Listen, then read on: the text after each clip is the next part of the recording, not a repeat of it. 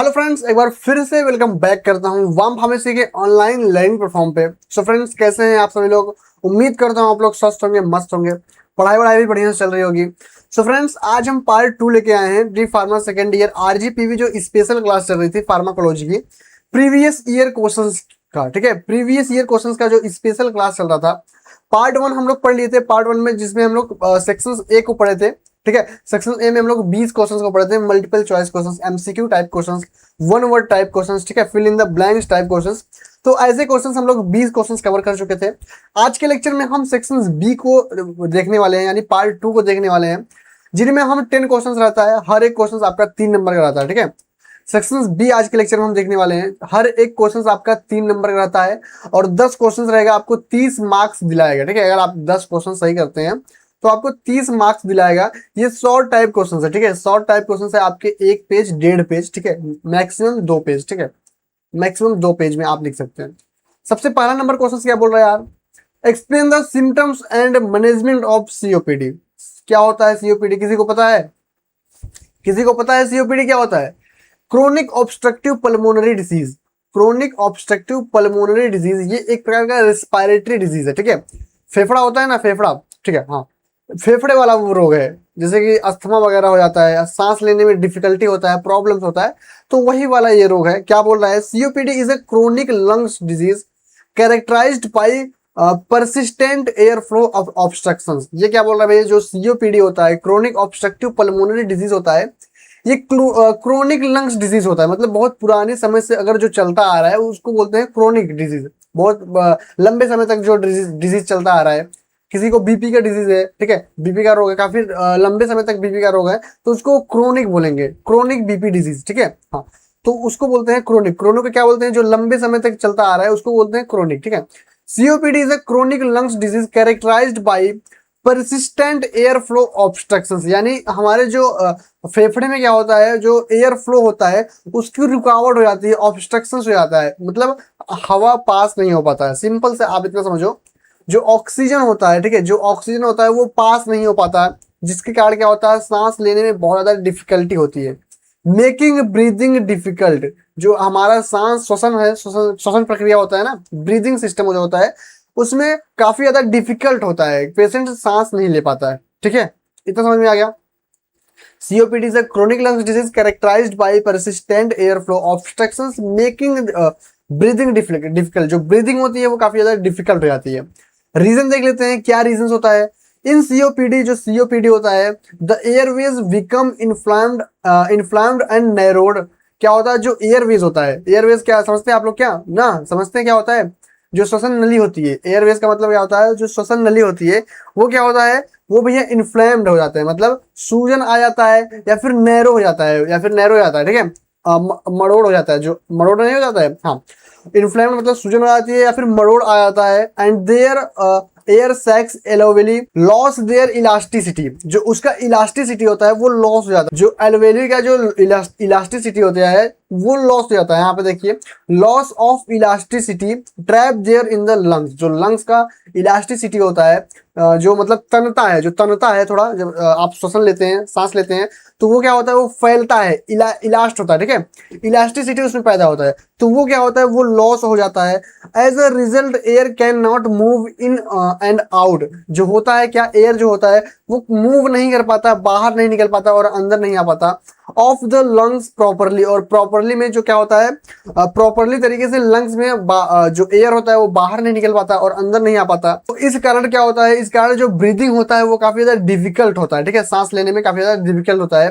Causing difficulty in breathing. जो breathing होता है हमारा बहुत ज्यादा डिफिकल्टी होता है। ठीक है, तो ये रीजन होता है। ठीक है, रीजन ये है। तो रीजन आप नहीं लिखेंगे तो नहीं चलेगा, लेकिन हाँ आपको डिफिनेशन लिखना पड़ेगा। रीजन नहीं भी लिखेंगे फिर भी चल जाएगा, लेकिन आपको डिफिनेशन लिखना पड़ेगा।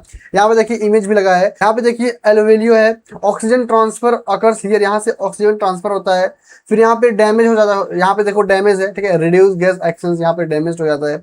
क्रोनिक इन्फ्लामेशन यहाँ पे हो जा रहा है। ठीक है, इन्फ्लामेशन यानी सूजन हो जा रहा है। और यहाँ पे लॉस ऑफ इलास्टिसिटी हो जा रहा है। ठीक है, हाँ, आगे देख लेते हैं सिम्टम्स, क्या क्या सिम्टम्स, क्या क्या लक्षण दिखेंगे अगर सीओपीडी होता है, तो क्या क्या लक्षण दिखेंगे।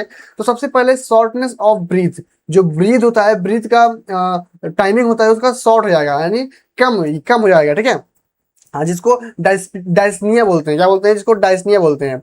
जो श्वसन का वो होता है, टाइमिंग होता है, वो कम हो जाता है, शॉर्ट हो जाता है, ठीक है। जैसे आप लंबा सांस खींच रहे हैं तो आप लंबा सांस नहीं खींच पाएंगे, आप जो शॉर्ट ब्रीथ होता है वही ले पाएंगे। क्रोनिक कफ, जो आपका कफ होता है वो क्रोनिक हो जाता है, काफी लंबे समय तक चलने लगता है, ठीक है। कफ मतलब खांसी, ठीक है। हाँ, एक्सेसिव स्पेक्ट्रम प्रोडक्शन, जो म्यूकोस हो जाता है, ठीक है, जो बलगम हो जाता है वो काफी कम निकलता है, ठीक है, बलगम भी काफी कम निकलता है। एक्सेसिव स्पेक्ट्रम स्पेक्ट्रम प्रोडक्शन, ठीक है, जो बलगम वगैरह होता है वो काफी कम निकलता है, ठीक है। यहाँ पे इमेज के माध्यम से देखिए एक्सेस जो स्पेक्ट्रम है, शॉर्टनेस ऑफ ब्रीथ है, क्रोनिक कफ है, वीजिंग है, फैटिग जो अब थकान होता है, वेट लॉस है, ठीक है, टाइटनेस इन द चेस्ट, हमारे छाती में भी टाइटनेस फील होता है। विजिंग का मतलब सांस लेते समय जो सीटी आता है, विजिंग का मतलब क्या होता है, सांस लेते समय सीटी सीटी टाइप आवाज आता है, तो उसको बोलते हैं विजिंग। चेस्ट में टाइटनेस फील होगा एंड फैटिग यानी थकान फील होगा, ठीक है, थकान टाइप फील होगा, ठीक है। हाँ, समझ में आ गया लक्षण, तो ये सब लक्षण है, समझ में आ गया। तो ये सब ओवरऑल इसके लक्षण है, यानी सिम्टम्स हैं सीओपीडी के, ठीक है, सीओपीडी के ये सब क्या है, लक्षण है, सिम्टम्स है। मैनेजमेंट यानी कैसे इसका उपचार किया जाता है ये भी देख लेते हैं।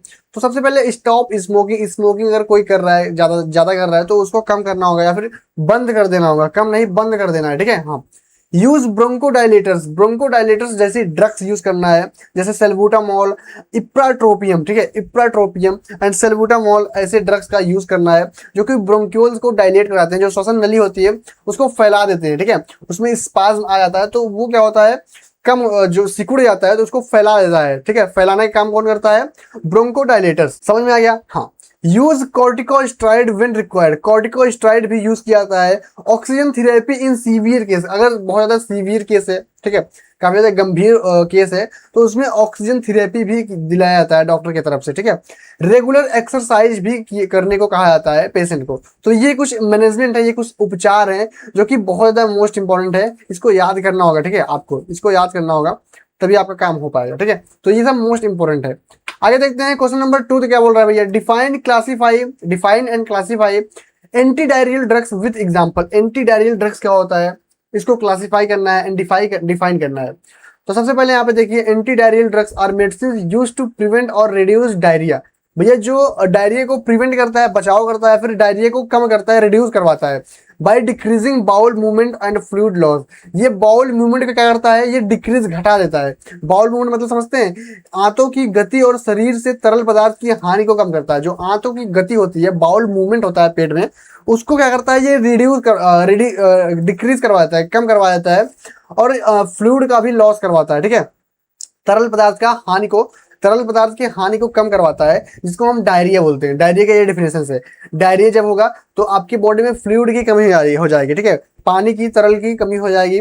जो इंटेस्टाइन होता है, इंटेस्टाइन का भी जो गति होता है वो कम हो जाता है।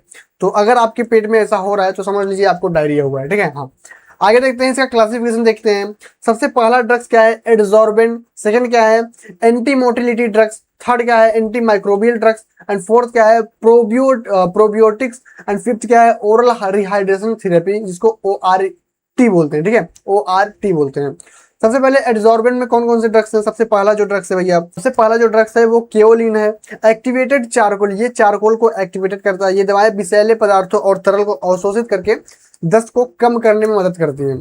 सेकंड क्या है, सेकंड में भैया लोपेरामाइड है एंड डाइफेनॉक्सीलेट है। लोपेरामाइड एंड डाइफेनॉक्सीलेट है।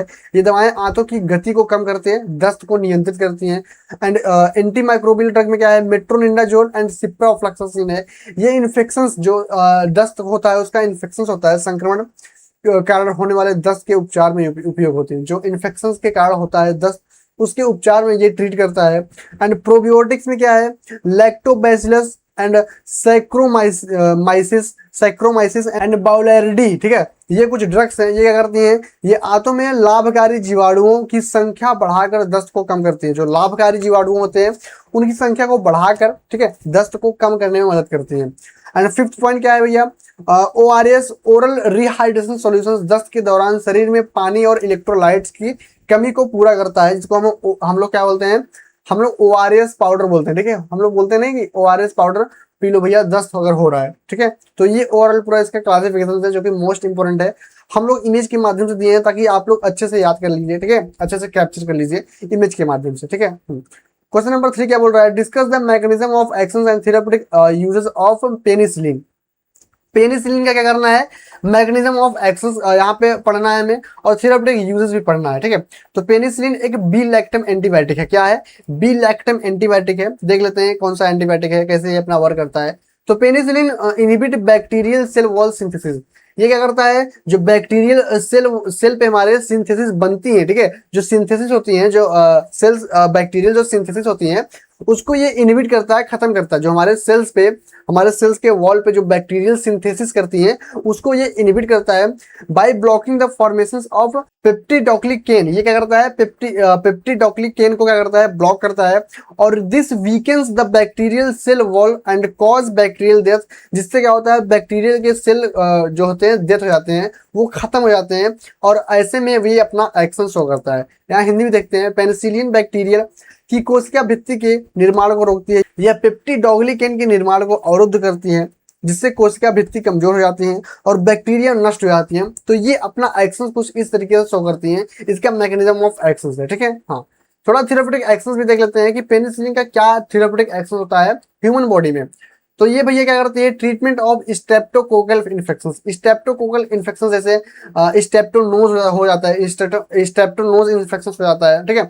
तो ऐसे इन्फेक्शंस को ये ट्रीट करती हैं। Treatment of pneumococcal infections, treatment of syphilis जो कि मेनली मेल में होता है, ठीक है, मेल के किस पे, पेनिस पे होता है, ठीक है। Treatment of meningococcal infections, treatment of certain skin and soft tissue infections, soft tissue या फिर सॉफ्ट स्किन पे जो इन्फेक्शंस होते हैं, तो उसके ट्रीटमेंट के लिए हम पेनिसिलिन का यूज करते हैं, ठीक है। हाँ, क्वेश्चन नंबर 4 देख लेते हैं, mention the mechanism of action, route of administration and adverse effect of tetracycline. Tetracycline के भैया mechanism of action, route of administration, कैसे उसको एडमिनिस्टर किया जाता है बॉडी में, और उसके एडवर्स इफेक्ट को हमको पढ़ना है, किसके, टेट्रासाइक्लिन के, ठीक है। इतना सब कुछ पढ़ना है। तो टेट्रासाइक्लिन का सबसे पहले हम लोग मैकेनिज्म ऑफ एक्शन देखते हैं। तो भैया यहाँ पे टेट्रासाइक्लिन कैसे अपना एक्शन शो करता है बॉडी में। तो tetracycline inhibit bacterial protein synthesis, ये भैया बैक्टीरियल प्रोटीन जो सिंथेसिस होता है उसको ये इनहिबिट करती है, कैसे, bye binding the 30S ribosomal. ये 30S राइबोसोमल बाइंड करता है, ठीक है, 30S राइबोसोमल सब यूनिट बाइंड करता है, thereby preventing the attachment of aminoacyl tRNA। क्या करता है, ये प्रिवेंट, बचाव करता है उसके अटैचमेंट का, ठीक है, अमीनो साइल tRNA के अटैचमेंट को ये क्या करता है, बचाव करता है, प्रिवेंट करता है, ठीक है। यहाँ पे देखते हैं हिंदी, टेट्रासाइक्लिन बैक्टीरिया के 30S राइबोसोमल सब यूनिट से जुड़कर प्रोटीन संश्लेषण को रोकती है, जिससे बैक्टीरिया की वृद्धि रुक जाती है, ठीक है। ये प्रिवेंट करता है, ठीक है, उसके अटैचमेंट को ये प्रिवेंट करता है। तो समझ में आ गया इसका मैकेनिज्म ऑफ एक्शन। आगे इसका रूट ऑफ एडमिनिस्ट्रेशन देख लेते हैं, कैसे हमारे बॉडी में एडमिनिस्टर किया जाता है टेट्रासाइक्लिन को। तो यहाँ पे जो मेजोरिटी ऑफ केसेस है orally, most of commonly use, ठीक है, मोस्ट ऑफ कॉमनली यूज में हम ओरली मुंह के द्वारा टेट्रासाइक्लिन को लेते हैं, अपने बॉडी में एडमिनिस्टर कराते हैं। एंड सेकंड पॉइंट क्या है, टॉपिकल, यानी स्किन पे अप्लाई करके, ठीक है, for certain skin conditions some tetracycline derivatives example doxycycline may also be given intravenously, ठीक है। कोई कोई टेट्रासाइक्लिन क्या होता है, हम नस के द्वारा देते हैं, कोई कोई टेट्रासाइक्लिन हम नस के द्वारा देते हैं, but tetracycline itself is mainly administered orally, ठीक है। जो इसका मेनली है, मेजॉरिटी ऑफ केसेस में इसको ओरली यानी मुंह के द्वारा इसको एडमिनिस्टर किया जाता है, उसको खाया जाता है, ठीक है, मुंह के द्वारा, जो मेजॉरिटी ऑफ केसेस में, ठीक है। हाँ, इसका एडवर्स इफेक्ट देखते हैं। एडवर्स इफेक्ट क्या है भैया टेट्रासाइक्लिन का, तो nausea and vomiting, nausea and vomiting होगा, डायरिया भी हो सकता है, दस्त जिसको बोलते हैं। फोटो सेंसिटिविटी, धूप के प्रति संवेदनशीलता बढ़ जाता है, ठीक है, धूप के प्रति क्या होता है, संवेदनशीलता बढ़ जाता है। टूथ डिसकलोरेशन इन चिल्ड्रेन, बच्चों में दांतों का पीला होना या फिर भूरा पड़ जाना। बच्चों में क्या होता है, जो बच्चों के दांत होते हैं उसको वो दांत क्या होता है, पीला हो जाता है या फिर भूरा पड़ जाता है। लीवर टॉक्सिसिटी भी कॉज कर सकता है किसी किसी सीवियर कंडीशन में, रेयर केसेस में, ठीक है, रेयर केसेस में क्या होता है, लीवर टॉक्सिसिटी कॉज कर देता है, ठीक है। तो ये क्या है, ये इसका एडवर्स इफेक्ट है। अगर साइड इफेक्ट अपना शो करेगा, ये क्या, कौन सा ड्रग्स है भैया टेट्रासाइक्लिन। अगर टेट्रासाइक्लिन अपना साइड इफेक्ट शो करेगा तो ये एडवर्स इफेक्ट आपके बॉडी में देखने को मिलेंगे। क्वेश्चन नंबर 5 क्या है भैया, discuss any 3 factors affecting metabolism of drugs. Metabolic कोई 3 फैक्टर अफेक्ट बता दो, ड्रग मेटाबॉलिज्म के किसी 3 फैक्टर अफेक्टिंग, ऐसा 3 फैक्टर बता दो जो हमारे मेटाबॉलिज्म को अफेक्ट करते हैं। सीधा सीधा सीधा सीधा क्वेश्चन का मतलब समझो, ऐसे 3 कारक बता दो, हिंदी में समझो, ऐसे 3 कारक बता दो जो हमारे ड्रग मेटाबॉलिज्म को क्या करती हैं, अफेक्ट, प्रभाव करती हैं। ठीक है, क्या करती हैं, प्रभाव डालती हैं और अपना कार्य सही तरीके से पूरा नहीं करने देती हैं। उससे पहले हम जानते हैं कि मेटाबॉलिज्म होता क्या है। Metabolism is the process by which the body chemically converted a drug into metabolites. ये क्या करता है, हमारे बॉडी में लीवर में क्या होता है, जो ड्रग्स होता है वो केमिकल फॉर्म में होता है, उसको कन्वर्ट करता है किसमें, वाटर सॉल्युबल में, मेटाबोलाइट्स में कन्वर्ट करता है। ठीक है, ताकि हमारा जो ड्रग्स है, जो ड्रग का टॉक्सिसिटी है वो यूरिन के थ्रू बाहर निकल सके। ठीक है, इसी को बोलते हैं मेटाबॉलिज्म, इसी प्रोसेस को बोलते हैं मेटाबॉलिज्म। ठीक है, नहीं समझ में आया मेटाबॉलिज्म क्या होता है, मैं समझाता हूँ। जैसे आप कोई दवाई खाते हैं, वो अपना एक्शन शो कर देता है। ठीक है, एक्शन शो करने के बाद तो दवाई का कुछ ना कुछ टॉक्सिसिटी बचता होगा। ठीक है, जो जहरीला पदार्थ है, दवाई का जो केमिकल है, कुछ ना कुछ तो बचता होगा ना, तो वो लिपिड फॉर्म में होता है। किस फॉर्म में होता है, वो लिपिड फॉर्म में होता है। अब उसको बाहर निकालना, ऐसा तो है नहीं बॉडी में स्टोर करके आप रखेंगे, उसको बाहर निकालना है, तो बाहर कैसे निकलेगा, वो जाएगा लीवर में। कहाँ जाएगा, आपके लीवर में जाएगा। लीवर में साइटोक्रोम P450 नाम का एक एंजाइम होता है, साइटोक्रोम P450 नाम का एक एंजाइम होता है। अब ये एंजाइम क्या करेगा, अब ये एंजाइम भैया, ये जो आपका लिपिड सॉल्युबल होता है, जो ड्रग की टॉक्सिसिटी आपकी लिपिड सॉल्युबल में है, उसको कन्वर्ट कर देगा किसमें, उसको कन्वर्ट कर देगा भैया वाटर सॉल्युबल में, जिसको हम मेटाबोलाइट्स बोलते हैं। वो मेटाबोलाइट्स बना देगा यूजुअली इन लीवर। ठीक है, ये लीवर में होता है। क्या भैया, टू फैसिलिटी इट्स एलिमिनेशन, ताकि ये हमारे बॉडी से एलिमिनेट हो पाए, बाहर निकल पाए। औषधि चयापचय जिसको बोलते हैं। ठीक है, मेटाबॉलिज्म को हिंदी में चयापचय बोलते हैं। वह प्रक्रिया है जिसमें शरीर दवा को रासायनिक रूप से परिवर्तित करके मेटाबोलाइट्स में बदलता है, ताकि उसे शरीर से आसानी से बाहर निकाला जा सके। तो सिंपल में हम आपको समझा दिए कि मेटाबॉलिज्म होता क्या है। ठीक है, फैक्टर अफेक्टिंग, यहाँ पे 3 फैक्टर्स अफेक्टिंग, 3 फैक्टर्स हैं जो कि अफेक्ट करते हैं। ठीक है, हाँ, यहाँ पे 3 फैक्टर्स हैं जो कि हमारे मेटाबॉलिज्म को अफेक्ट करते हैं। सबसे पहले एज है। क्या है, एज है। Drug metabolism is slower in newborns and elderly peoples because liver enzyme activity is reduce. Drug metabolism slow हो जाता है, या जैसे नए बच्चों में, नए बच्चे जो शिशु पैदा होते हैं, जैसे लाइक 3-4 साल 5 साल के जो न्यू बॉर्न्स होते हैं, उनमें क्या होता है, ड्रग मेटाबॉलिज्म क्या होता है, वो क्या करता है, स्लो हो जाता है। क्योंकि लीवर क्या होता है, सही से एक्टिविटी अपना नहीं कर पाती है, लीवर का एक्टिविटी रिड्यूस हो जाता है, कम हो जाता है। या फिर एल्डरली पीपल का, जो बहुत बूढ़े हो गए हैं, जो बहुत बूढ़े हो गए हैं, ऐसे आदमी का लीवर सही से काम नहीं करता है। या फिर जो नए नए बच्चे होते हैं, उनका लीवर सही तरीके से काम नहीं होता है, काम नहीं करता है। तो इसलिए एज क्या है, एज एक ऐसा फैक्टर है जो कि हमारे ड्रग मेटाबॉलिज्म को अफेक्ट करता है और सही से ड्रग मेटाबॉलिज्म नहीं होने देता है। सेकंड पॉइंट क्या है, लीवर फंक्शंस। लीवर फंक्शंस जैसे सही तरीके से नहीं करता हो, लीवर डिजीज किसी किसी को हो, such as hepatitis and cirrhosis decrease drug metabolism. जैसे कि लीवर डिजीज होता है, हेपेटाइटिस रोग हो गया, सिरोसिस रोग हो गया, तो ऐसे कंडीशन में लीवर सही से काम नहीं करेगा एंड मेटाबॉलिज्म भी सही तरीके से नहीं करेगा। तो ये फैक्टर्स भी है लीवर फंक्शन। थर्ड क्या है, जेनेटिक फैक्टर। जेनेटिक फैक्टर्स भी है जो कि अफेक्ट करता है। Genetic difference among individual can increase और decrease the rate of drug administration.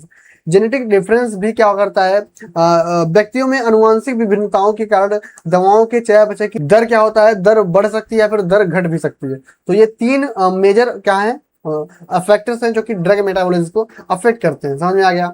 Question number 6 देख लेते हैं। Write down the adverse effect and therapeutic uses of salbutamol. Salbutamol का क्या करना है, यहाँ पे adverse effect and therapeutic uses लिखना है। तो सबसे पहले हम थेरेप्यूटिक यूजेस देख लेते हैं। सैल्बुटामॉल अस्थमा में यूज किया जाता है। Treatment for bronchial asthma. ठीक है, treatment of bronchial asthma. Relief of bronchospasm in COPD, जो हमने अभी आगे पीछे पढ़ा, सीओपीडी क्या होता है, ब्रोंकोस्पाज्म जो होता है, ठीक है, उसमें रिलीफ करवाता है। श्वसन नलिकाओं में संकुचन जो होता है, उसको क्या करता है, उसमें रिलीफ करता है कौन, सल्बुटामॉल जो ड्रग्स होता है। ठीक है, जो सल्बुटामॉल ड्रग्स होता है, ये ब्रोंकोस्पाज्म में क्या करता है, ट्रीटमेंट करता है, रिलीफ करता है।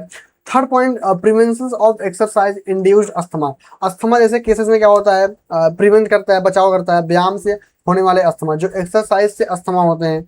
एक्सरसाइज कोई कोई पेशेंट क्या होता है, एक्सरसाइज करता है, तो उस कंडीशन में उसको अस्थमा जैसे केसेस देखने को मिलते हैं। तो उसमें भी क्या करता है, ये प्रिवेंशन करता है कौन, सैल्बुटामॉल। जो सैल्बुटामॉल ड्रग्स होता है उसमें भी ये बचाव करता है। एडवर्स इफेक्ट भी देख लेते हैं, इसका साइड इफेक्ट भी देख लेते हैं कि अगर ये अपना साइड इफेक्ट शो करेगा तो बॉडी में कौन कौन से इफेक्ट देखने को मिलेंगे? तो सबसे पहले ट्रीमर्स, ट्रीमर्स मतलब कपकपी, हाथ की कपकपी, ठीक है। सेकिंग ऑफ हैंड्स, हैंड्स में कपकपी आ जाएगा। पेल्पिटेशंस जैसे रैपिड हार्ट बीट, दिल की जो धड़कन होती है, हार्ट बीट होती है, वो बढ़ जाती है, ठीक है, हार्ट बीट भी बढ़ जाती है। नर्वसनेस, घबराहट जैसा कंडीशन देखने को मिलेगा। एंड हेडेक, सिर में दर्द, मसल्स क्रैम्प्स, मांसपेशियों में ऐठन भी आपको देखने को मिलेगा। हाथ पैर बहुत ज्यादा पेन भी करने लगेगा अगर सैल्बुटामॉल अपना साइड इफेक्ट शो करता है। तो ये कुछ एडवर्स इफेक्ट है जो कि ह्यूमन बॉडी में शो होते हैं, ठीक है। क्वेश्चन नंबर 7 देखते हैं, classify haematinic agent with suitable example. Haematinic agent क्या होता है? जैसे किसी किसी को भूख नहीं लगता है तो वो डॉक्टर के पास जाते हैं, बोलते हैं सर मुझे भूख नहीं लग रहा है, तो डॉक्टर क्या करते हैं, भूख की आपका सिरप देते हैं ना, भूख का सिरप देते हैं। तो वही होता है हिमेटेनिक्स, जो आपको डॉक्टर भूख का सिरप देते हैं ना, उसी को हिमेटेनिक्स बोलते हैं। क्या काम करता है, क्या डेफिनेशन से देख लेते हैं। Haematinics agent are drugs used to increase haemoglobin. ये भैया हीमोग्लोबिन की मात्रा को इंक्रीज करता है, उसके लेवल को इंक्रीज करता है। एंड ये अनीमिया को भी ट्रीट करता है। अनीमिया क्या होता है? अनीमिया वो कंडीशन होता है जो हमारा आरबीसी होता है, रेड ब्लड सेल्स होता है, वो कम होने लगता है बॉडी में, ठीक है। आरबीसी कम होने लगता है जिसको हम एनीमिया बोलते हैं, ठीक है। तो हिमेटेनिक एजेंट क्या होता है? ये इंक्रीज करता है हीमोग्लोबिन को इंक्रीज करके एंड अनीमिया को भी ट्रीट करता है, ठीक है। चलो आगे देखते हैं, क्लासिफिकेशन देख लेते हैं। हिमेटेनिक एजेंट का यहाँ पे क्लासिफिकेशन है। सबसे पहले आयरन प्रिपरेशन है जो कि खून बनाता है, जैसे फेरस सल्फेट हो गया, फेरस फमरेट हो गया, फेरस ग्लूकोनेट हो गया, ठीक है। तो 3 एग्जांपल है जो कि मोस्ट इंपॉर्टेंट है, आपको याद करना होगा। फोलिक एसिड प्रिपरेशन में फोलिक एसिड मोस्ट इंपॉर्टेंट है। विटामिन B12 प्रिपरेशन में आपको साइकोबालामिन एंड हाइड्रोक्सोबालामिन, ठीक है, ये मोस्ट इंपॉर्टेंट है। बाकी आप 4th पॉइंट को स्किप कर सकते हैं, 3 पॉइंट को आप याद करेंगे तो इतना इनफ हो जाएगा, ठीक है। जैसे यहाँ पे आयरन प्रिपरेशन में आपको ferrous sulphate, ferrous fumarate and ferrous gluconate याद कर लेना है। यहाँ पे ड्रग का इमेज भी है। फोलिक एसिड में आपको फोलिक एसिड याद करना है, यहाँ पे इमेज वगैरह इसका भी है, ठीक है। हाँ, एंड विटामिन B12 प्रिपरेशन में आपको साइकोबालामिन, ये मोस्ट इंपॉर्टेंट है, इसको बिना पढ़े आप नहीं जाना है, ठीक है। साइकोबालामिन इसको याद करके ही आना है। यहाँ पे इसका भी यहाँ पे इमेज लगा है। ये टैबलेट के फॉर्म में भी आता है एंड इंजेक्शन के फॉर्म में भी आता है, ठीक है। हाँ, क्वेश्चन नंबर 8 क्या बोल रहा है, mention the therapeutic uses and of anthelmintics agent. Anthelmintics agent क्या होता है? बोलते नहीं है कि डॉक्टर साहब पेट में कीड़ा पड़ गया है, बोलते हैं ना कि पेट में कीड़ा पड़ गया है, कीड़ा मारने वाली दवा दे दीजिए, ऐसा डॉक्टर के पास जाते हैं ना। हाँ, तो वही होता है एंथेलमिंटिक्स ड्रग्स। क्या होता है देख लेते हैं। Anthelmintics are drugs used to kill और expel parasites worms from the body. ये करता है, ये दवाएं शरीर के परजीवी कृमियों, जैसे कीड़ा, कृमियों को हम लोग कीड़ा बोलते हैं। यहाँ पे हिंदी फॉर्म इसलिए लगाए हैं ताकि कोई कोई वीक स्टूडेंट क्या होता है समझ नहीं पाता, इसलिए हिंदी देखेगा तो हिंदी समझ लेगा। कीड़ा को मारने या बाहर निकालने के लिए उपयोग की जाती है, ठीक है। जो एंथेलमिंटिक्स जो ड्रग्स होती हैं वो पेट में जो कीड़ा वगैरह होती है, जो कृमियां होती हैं, उसको मारने के लिए या फिर बाहर निकालने के लिए यूज किया जाता है। एग्जाम्पल जैसे एल्बेंडाजोल एंड मेबेंडाजोल, ठीक है। एल्बेंडाजोल एंड मेबेंडाजोल, ये 2 बहुत मोस्ट इंपॉर्टेंट ड्रग्स है, इसको याद करना कभी नहीं भूलना, ठीक है। याद करना कभी नहीं भूलना इसको, राइट। इतना समझ में आ गया। आगे देखते हैं इसका थेरेप्यूटिक यूजेस। थेरेप्यूटिक यूजेस भी देख लेते हैं क्योंकि क्वेश्चन में पूछा है, थेरेप्यूटिक यूजेस भी क्वेश्चन में पूछा है। Treatment of round warm infection. Round warm infection क्या होता है? आंतों में गोल कृमि के संक्रमण को हम क्या बोलते हैं? Round warm. Round warm infection किसको बोलते हैं? जो हमारे इंटेस्टाइन में गोल क्रीम होते हैं। गोल क्रीम मतलब गोल कीड़ा होते हैं, उसके संक्रमण हो जाते हैं, उसको हम लोग राउंड वॉर्म बोलते हैं। तो उसके ट्रीटमेंट में हम इसका यूज करते हैं। Treatment of hook warm infection. Hook warm infection क्या होता है? आंतों में हुक जैसी आकार वाले कृमियां, ठीक है। आंतों में क्या होती है? हुक जैसे आकार वाले कृमि यानी कीड़ा, ठीक है, कीड़ा होते हैं। तो उसके कंडीशन में उसको मारने के लिए या फिर उसको बाहर निकालने के लिए यूज करते हैं। Treatment of pinworm infection in anus, ये एनस के लिए होता है। छोटे सफेद धागे जैसे क्रीमिया के संक्रमण के लिए हम यूज करते हैं, ठीक है। छोटे सफेद धागे जैसे क्रीमिया यानी कीड़ा हो जाते हैं एनस पे, ठीक है। हाँ, ट्रीटमेंट ऑफ फाइलेरियासिस, ठीक है। फाइलेरियासिस क्या होता है? लिम्फेटिक वेसल्स में संक्रमण होकर हाथ पैरों में क्या होता है? सूजन आ जाता है, जिसको हाथी पाँव रोग कहते हैं। क्या कहते हैं? इसको हाथी पाँव रोग कहते हैं। तो इस कंडीशन में यूज किया जाता है। यहाँ पे 4 पॉइंट्स हैं, 4 मेजर पॉइंट्स हैं, इसको आपको याद करना होगा, राइट। क्वेश्चन नंबर 9 देख लेते हैं, classify anti neoplastic agent. Anti neoplastic agent क्या होता है?